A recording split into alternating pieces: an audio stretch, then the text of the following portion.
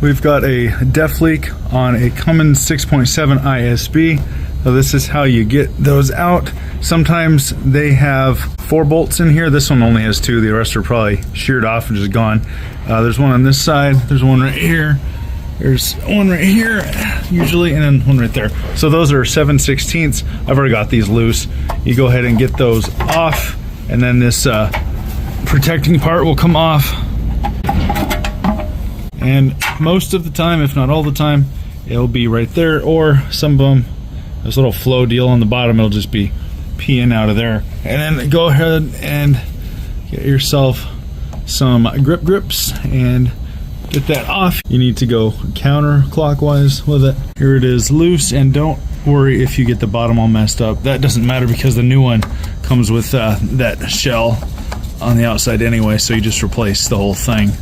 Go ahead and get that off, and what I usually do with this is I'll set it right down below so it'll just drip in there, anything that is coming out of it.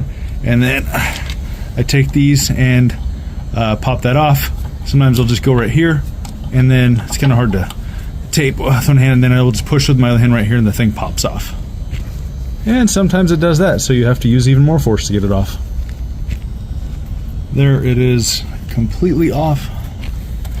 And the new one is UF106. That's the part number for this exact one. That's a urea filter 106.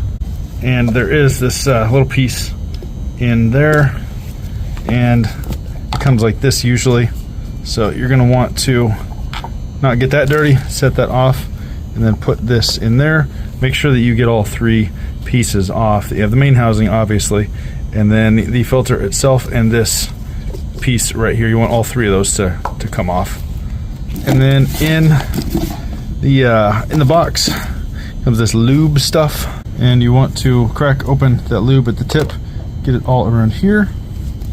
You can put it around this one if you want. Sometimes I do, sometimes I don't. That's the inner one. And then you do want to put it on this O-ring here. And once you've got those lubed up, probably don't do as much as I did, but you get this one up and you jam it up inside here. You should feel a little bit of a click. There you go. And then with this one, you want to make sure that it's lined up. The cup is supposed to stay in there. It's actually not supposed to come out if you tilt it upside down, so that one is good. And then you get this up and on. And oh, I forgot to mention, you might want to clean up here too. So you get those on, and I don't know the torque specs on here. I've never really had an issue with them. After I put them on, I just get that on as much as it'll go with my hands, and then I do the same with this guy. There we go, got that on, and then we just go ahead and get that back on, and we can call it good.